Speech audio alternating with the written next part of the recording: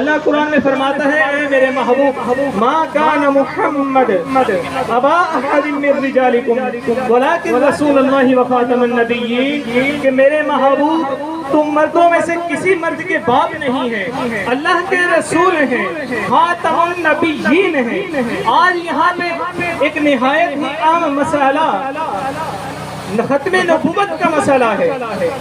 آج جہاں دیکھو ختم نبوت پہ حملہ جاری ہے، خاص کر مرزائیت قادیانی نبی پاک صلی اللہ علیہ وآلہ وسلم کی نبوت پہ حملے کیے جا رہے ہیں۔ ہم لوگوں نے کیا کردار ادا کیا؟ ہم لوگوں نے اپنے نبی صلی اللہ علیہ وآلہ وسلم کی نبوت پہ کس طرح سے پہرا دیا؟ اگر ہمیں نہیں پتا تو آؤ میں آپ لوگوں کو صحابہ کی بارگاہ میں لیتا چلوں۔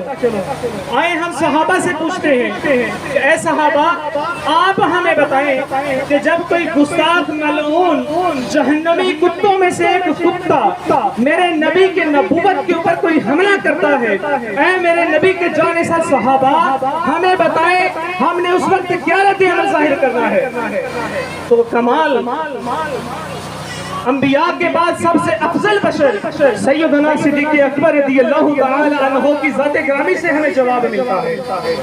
سیدنا صدیق اکبر ہمیں جواب دیتے ہیں اے لوگوں دیکھو میں نے مسلمہ کذاب کا مقابلہ کیا تھا، وہ بھی ایک جہنمی کتوں میں سے کتا تھا، نبوت کا دعوے دار تھا، اس نے بھی کہا تھا میں آخری نبی ہوں، میرا کلمہ پڑھو۔ سیدنا صدیق اکبر کو جب خلافت ملی تو سیدنا صدیق اکبر نے سب سے پہلے جو کاموں میں سے ایک کام کیا وہ اس غبیث کتے کے ساتھ اعلان جنگ کرنا تھا۔ اس جنگ میں بہت سے مسلمان شہید ہوئے۔ سیدنا صدیق اکبر نے چپ اختیار نہیں کی ہماری طرح کہ ٹھیک ہے اور لوگ ہیں کرنے والے، ہمارا بھی تو یہی حال چل رہا ہے نا، ہم بھی تو ہیں نا مولوی جانے تو نہ کم جانے۔ کیا ہم نے کلمہ نہیں پڑھا؟ کیا ہم عشق مصطفیٰ کا دم نہیں بھرتے؟ کیا ہم نے آپ صلی اللہ علیہ وسلم کو آخری نبی نہیں مانا؟ یقیناً مانا ہے، دل سے مانا ہے، لیکن یاد رکھیے گا دل سے ماننے کے علاوہ ہمیں زبان سے اس کا اقرار بھی کرنا ہے، اپنے قول و فعل سے اس کا اقرار کرنا ہے۔ صدیق اکبر نے مسلمہ کذاب کے خلاف جنگ کری، مسلمہ کذاب کو جہنم واصل کیا، ہمیں بتا دیا کہ اگر کوئی جہنمی کتوں میں سے کتا میرے نبی کی نبوت کے اوپر حملہ کرتا ہے تو اے مسلمانوں تو نے بھی اسی طرح مقابلہ کرنا ہے، اس کی گردن کو اس کے جسم سے جدا کر دینا ہے۔ تو آؤ ذرا عمر فاروق کی بارگاہ میں حاضر ہوتے ہیں، ان سے پوچھتے ہیں اے عمر فاروق آپ ہمیں بتائیے اگر کوئی نبی کی گستاخی کرتا ہے تو ہمیں کیا رد عمل کا مظاہرہ کرنا چاہیے؟ تو عمر فاروق کی زندگی سے بھی ہمیں کئی مثالیں ملتی ہیں، جن میں سے ایک مثال یہ ہے ایک یہودی اور مسلمان کا واقعہ تھا۔ یہودی حق پہ تھا، مسلمان جھوٹ پہ تھا۔ بارگاہ رسالت میں مسلمان لے کے گیا یہودی کو، بارگاہ رسالت میں یہودی کے حق میں فیصلہ ہوا، مسلمان نے کہا نہیں ابو بکر صدیق کے پاس جانا ہے، وہ فیصلہ سنائیں گے۔ سیدنا صدیق اکبر کی بارگاہ میں گئے، سیدنا صدیق اکبر نے بھی مسلمان کے خلاف فیصلہ دیا، یہودی کے حق میں فیصلہ سنا دیا۔ یہودی خوش ہو رہا تھا، مسلمان یہاں پہ بھی خوش نہیں ہوا، جس نے بظاہر کلمہ پڑھا ہوا تھا میرے نبی کا فرمان اس نے نہیں مانا، سیدنا صدیق اکبر کی بات اس نے نہیں مانی، اس نے کہا عمر فاروق کافروں کے مقابلے میں سخت دل ہے، آؤ ان کے پاس چلتے ہیں، وہ فیصلہ سنائیں گے۔ عمر فاروق کی بارگاہ میں حاضر ہوئے، فیصلہ لے کے چلا گیا مسلمان، اپنا فیصلہ سنانے لگا۔ یہودی نے کہا عمر فاروق کی بات سن لیجیے، یہ پہلے آپ کے نبی کی بارگاہ میں مجھے لے کے گیا، سیدنا صدیق اکبر کی بارگاہ میں مجھے لے کے گیا، دونوں نے میرے حق میں فیصلہ سنایا ہے، یہ آپ کی اب تیسری جگہ مجھے آپ کے پاس لے کے آیا ہے۔ سیدنا عمر فاروق کی آنکھیں جلال سے روشن ہو گئی، لال ہو گئی، فرمایا اچھا میرے نبی نے مسلمان کے خلاف فیصلہ دیا، سیدنا ابو بکر صدیق نے بھی مسلمان کے خلاف فیصلہ دیا اور یہ مان نہیں رہا، ٹھہرو ابھی آتا ہوں۔ گھر گئے مسلمان تھوڑا سا خوش ہو رہا تھا کہ اب وہ اندر سے تلوار لینے گئے ہیں، یہودی کا سر قلم کریں گے، اندر سے تلوار لے کے آئے، تلوار لے کے مسلمان کی گردن اس کے جسم سے جدا کر دی اور مسلمانوں کو بتا دیا کہ مسلمانوں یاد رکھنا میرے نبی کا جو فیصلہ نہیں مانتا عمر فاروق کی تلوار اس کا فیصلہ کرتی ہے۔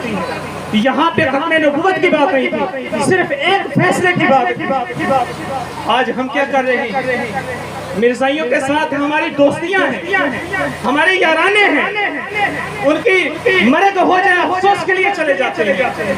یاد رکھیے گا بہار شریعت میں فتاوی رضویہ میں امام اعلیٰ حضرت شاہ امام احمد رضا بریلوی فرماتے ہیں مرزائی کے جنازے میں مسلمان کا جانا حرام، افسوس کے لیے جانا حرام، اس کے پاس بیٹھنا حرام، اس سے گفتگو کرنا حرام۔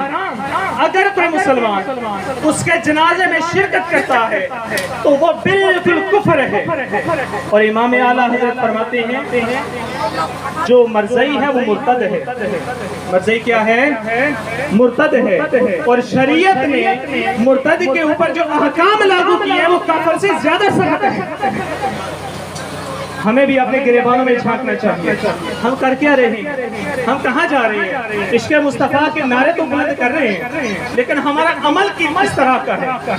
ہم کہاں جا رہے ہیں؟ اپنے بچوں کو سبق دیجیے گا۔ آخری بات میں آج کا آخری پیغام میری طرف سے اپنی نسلوں کو یہ سبق دیجیے، مرزائیوں کے ساتھ دوستیاں نہیں رکھنی، مرتدین کے خلاف لینے جنگ جاری رہے۔